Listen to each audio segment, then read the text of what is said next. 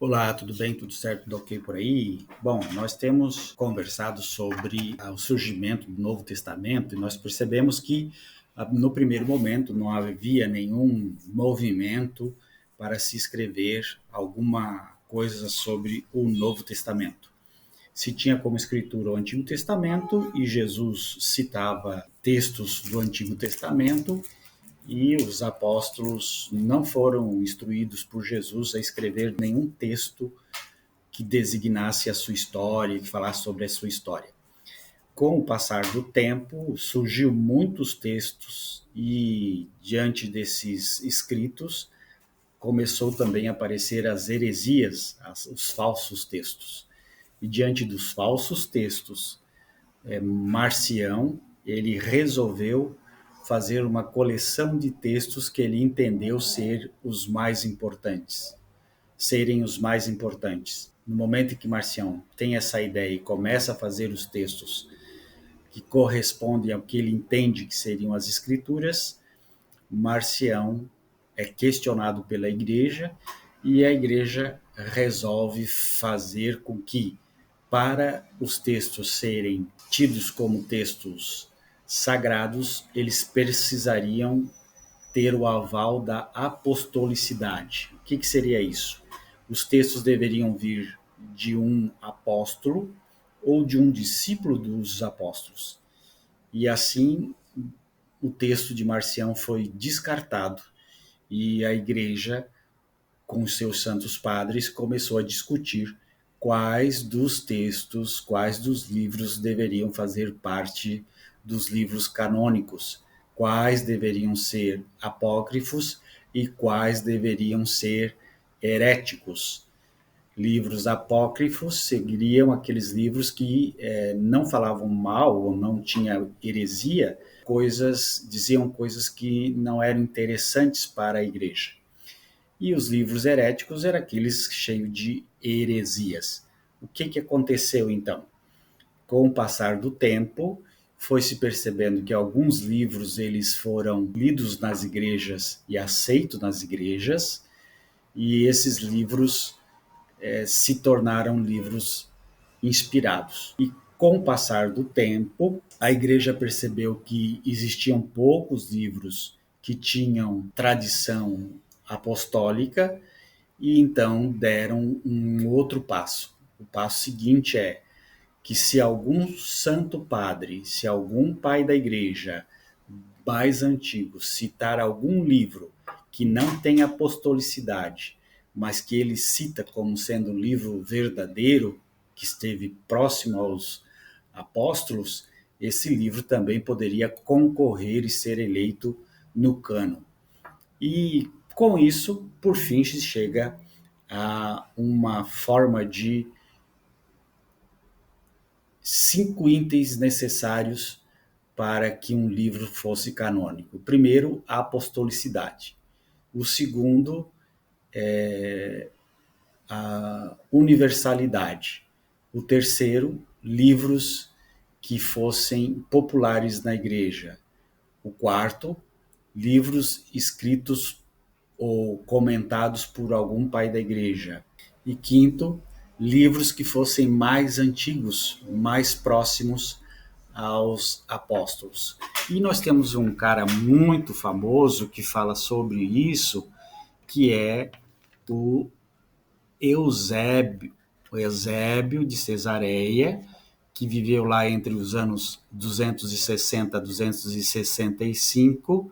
Ele era um bispo de Cesareia e escreveu várias obras, entre elas as discrepâncias entre os evangelhos e a história eclesiástica, que é muito famosa.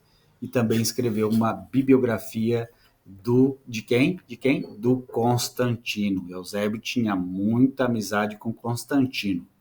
Pois bem, Eusébio escreve assim na história Eusébio escreve assim na história eclesiástica sobre os textos que ele considera canônicos. Vou ler para vocês. É apropriado resumir os escritos do Novo Testamento que já foram mencionados. Primeiro, então, deve ser colocado o quaternário sagrado dos evangelhos, seguindo os dos Atos dos Apóstolos, as epístolas de Paulo, a Epístola de João, a Epístola de Pedro.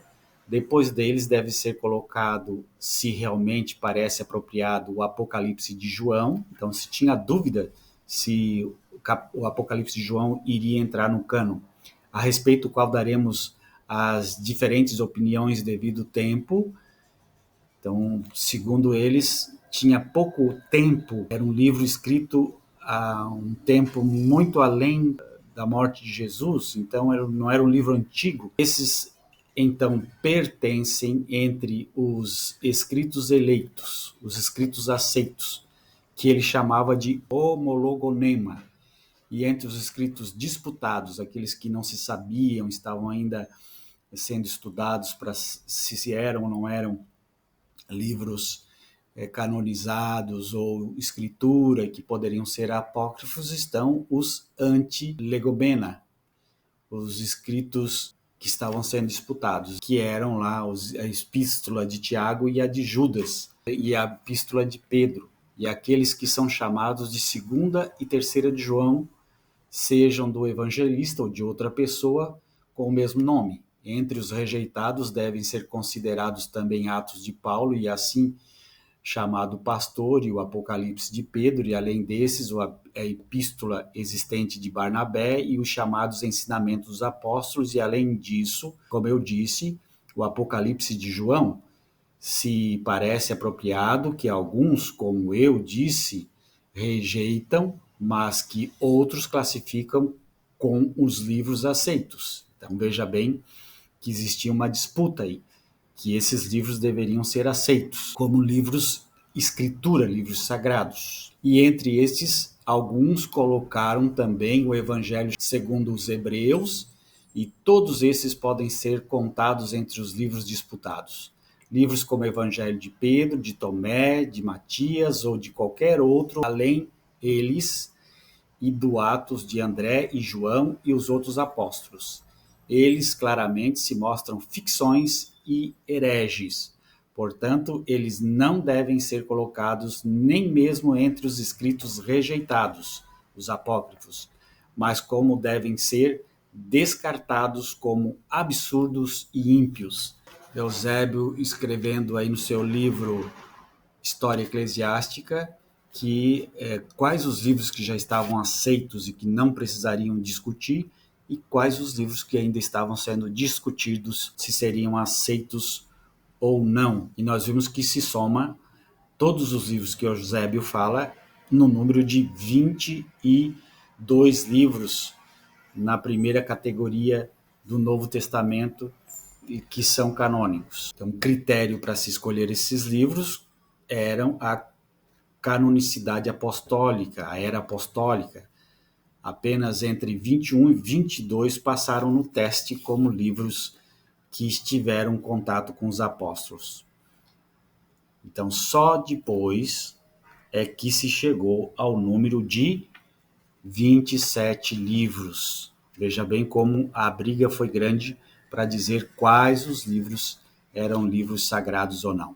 Então, você percebe que o que tem aí de inspiração para dizer se os livros eram sagrados ou não, não tem nada. Não se vê dizendo assim, os apóstolos se reuniram, rezaram, pediram a unção do Espírito Santo para invocar o Espírito Santo e dizer quais eram os livros sagrados.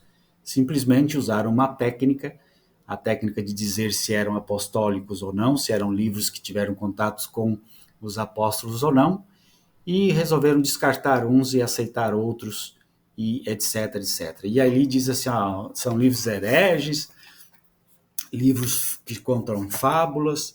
O que se tem no Novo Testamento, por exemplo, o rico e o Lázaro é uma fábula, portanto deveria ser descartado também os livros que falam sobre essa fábula.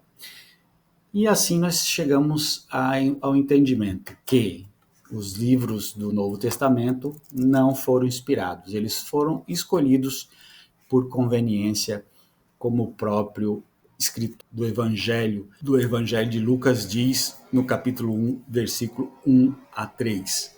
Ele diz que o Evangelho foi escrito por conveniência.